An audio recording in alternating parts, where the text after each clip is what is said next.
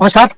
आज के इस पॉडकास्ट में हम पढ़ेंगे रीअरेंजमेंट ऑफ कार्बोकैटायन और बहुत जबरदस्त कॉन्सेप्ट है। अगर हम ध्यान से देखें तो ये जो कैटायन है अभी इसके पास कोई अल्फा एच नहीं है। फॉर एग्जांपल मैंने मान लिया उसके बाजू वाले कार्बन के पास ए है, बी है और सी है, तीन लोग हैं, ठीक है। अब सर अगर कोई ए, बी या सी में से कोई राइट में इस वाले कार्बन पे आ जाए तो हम ये कह सकते हैं कि भैया ए, बी और सी में से उठ के कोई यहाँ प्लस यहाँ आ जाएगा, प्लस यहाँ आएगा तो मान लेते हैं ए को भेजा, ए क्यों भेजा आपने? अरे कोई एक मान लिया, आपने ए मान लिया, जो होगा हम देखेंगे।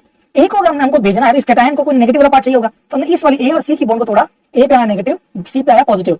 तो अब ये वाला जो प्लस है वो तो घूम के यहाँ आ रहा है यहाँ पर इस कार्बन पे, लेकिन उस प्लस का क्या हो रहा है, वो उस नेगेटिव से बॉन्ड हो रहा है। तो ए वाला जो पार्ट है वो बॉन्ड हो रहा है इस कार्बन से, और सी वाला जो एक तरह से कार्बन और ए की बॉन्ड है वो आपकी टूट रही है, ये वाली बॉन्ड आपकी टूट रही है, और जो ए और ये वाला CH2 वाला कार्बन है ये वाली बॉन्ड बन रही है, ये वाली बॉन्ड तो बन रही है, और ये वाली बॉन्ड आपकी टूट रही है। तो एक टूट रही है, एक बन रही है, ठीक बात है सर, समझ में आ गया सर। तो अब इसको तो ये दोनों काम साथ में हो रहा है, कार्बन ए वाली बॉन्ड टूट रही है, बॉन्ड ब्रेकिंग हो रही है, और ए और कार्बन वाली बॉन्ड बन रही है, बॉन्ड फॉर्मेशन हो रहा है। तो ब्रेकिंग और फॉर्मेशन दोनों साथ में हो रहा है, इसलिए कार्बन ए और कार्बन 3 मेंबर रिंग बन रही है, 3 member cyclic transition state, 3 MCTS। और अगर आईओसी की भाषा में बोले तो कार्बन ए और carbon 3 centre 2 electron. Sir 2 electron कैसे? ए और सी वाली में 2 इलेक्ट्रॉन जा रहे हैं और यहाँ के 2 इलेक्ट्रॉन, ये जो बॉन्ड के 2 इलेक्ट्रॉन है, यही 2 इलेक्ट्रॉन यहाँ शिफ्ट हो रहे हैं, तो 2 इलेक्ट्रॉन का शिफ्ट होना, ये हो गया आपका 3 centre 2 electron bond, 3 centre 2 electron bond.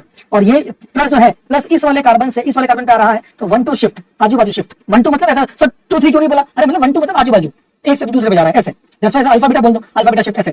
तो 1 2 शिफ्ट हुआ, ये कार्बोकैटायन का रीअरेंजमेंट हुआ। अब सर ए, बी और सी में से कौन जाएगा ये हम भी समझते हैं। उससे पहले एक बार देख लेते जो मैंने बोला आपको सब कुछ, जो ये देखो transition state, breaking, formation, transition state, 3 member जो राइट में BTS पॉइंट लिखे हैं कि 3 MCTS, 3 centre 2 electron bond, 1 2 shift, आजू बाजू शिफ्ट, कार्बोकैटायन का रीअरेंजमेंट और स्टेबिलिटी इंक्रीज हो रही है हर स्टेप में। आई होप आप सभी को मेरी बातें समझ में आई हो। अब बात करें सर एग्जांपल से समझाओ, ये दोनों एग्जांपल आपको पूरा क्लियर कर देंगे कि अगर मैं बात करूं कार्बन के पास मिथाइल है, इथाइल और फिनाइल है, इन तीनों में से कौन आगे वहां जाएगा, कौन है जो आगे शिफ्ट होगा। तो मैंने तीनों केस ले लिए, पहले मिथाइल को भेजा तो वो बना, इथाइल को भेजा तो ये बना। मतलब ऐसे मैं क्या कर रहा हूं पता है, ये जो आपका मिथाइल है जब ये वाला यहाँ से यहाँ आ रहा है तो प्लस जो है वो यहाँ आ रहा है और मिथाइल वहां जा रहा है। देखो मैंने आगे वाले कंपाउंड देखो, इथाइल बच गया, फिनाइल बच गया और यहाँ मिथाइल आ गया, प्लस यहाँ आ गया। नीचे जाए तो नीचे वाले देखो, इथाइल भेजा, मिथाइल और फिनाइल बच गया, फिनाइल को भेजा तो मिथाइल और इथाइल बच गया, उससे फिनाइल चला गया। अब इन तीनों में अगर हम चेक करें तो अगर सबसे पहले वाले केस की बात करें तो सबसे पहले वाले केस में आप देखो रेजोनेंस है जो फिनाइल से हो रहा होगा, और 2 CH2 वाले, 2 इधर, 4 अल्फा एच है, नीचे वाले में रेजोनेंस है और 5 अल्फा एच है, और उसके नीचे वाले में 3 और 2 5 7 अल्फा एच है। तो तीसरा केस तो मैंने रिजेक्ट कर दिया कि भैया यहाँ तो रेजोनेंस नहीं मिल रहा है, ऊपर दोनों में रेजोनेंस मिल रहा है,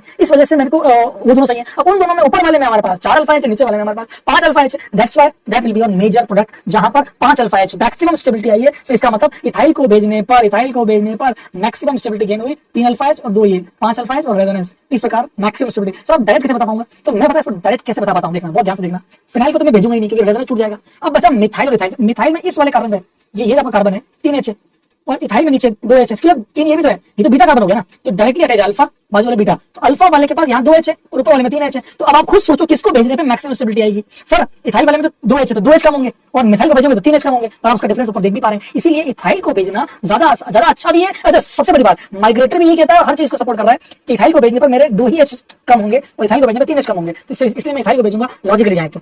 बी वाला केस बहुत शानदार केस है, एकदम अलग केस है कि बी वाले केस में इस कैटायन, ये जो कैटायन है यहाँ आने पे इसको सबसे तगड़ी चीज मिल रही है, वो lone pair, back bonding, lone pair मिल जा रहा है। तो लोन पेयर मिलने से क्या होगा, लोन पेयर मिलने से उसका ऑक्टेट कंप्लीट हो जाएगा, और ऑक्टेट कंप्लीशन सबको मानता है ताकि उसका ऑक्टेट कंप्लीट हो जाए। तो अब उसके लिए वो ये कहेगा कि मुझे, अब आपको हो सकता है तो मिथाइल को भेज दो ताकि रेजोनेंस और मिल जाएगा। ये कह रहा है बाहर में गया तुम्हारा रेजोनेंस, मेरे को रेजोनेंस चाहिए ही नहीं, मेरे को तो बैक बॉन्डिंग मिल रही है। बैक बॉन्डिंग इतनी ज्यादा स्टेबलाइज कर देती है कंपाउंड को कि उसको बाकियों से कोई फर्क नहीं पड़ रहा।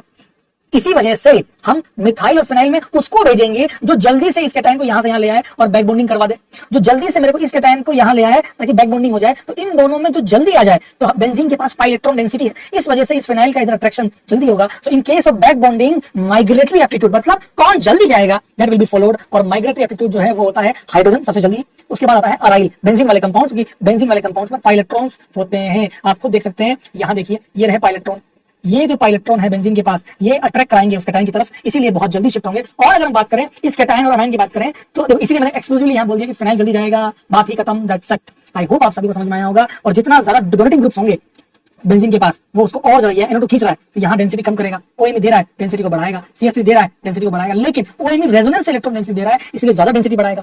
इसलिए ऑर्डर विल बी Q सबसे पहले जाएगा, फिर R, फिर S, फिर P सबसे गंदा क्योंकि -R -M इफेक्ट लग रहा है, सबसे बेकार। और 3 डिग्री 2 डिग्री में 3 डिग्री सबसे अच्छा क्यों हुआ? तो 3 डिग्री वाले में तीनों मिथाइल दे रहे हैं तो डेंसिटी सबसे ज्यादा, ये 3 लोग दे रहे हैं, density will be maximum. I hope आप सभी को मेरी बात समझ में आई हो, and that is the rearrangement of carbocation in case of simple compounds for you.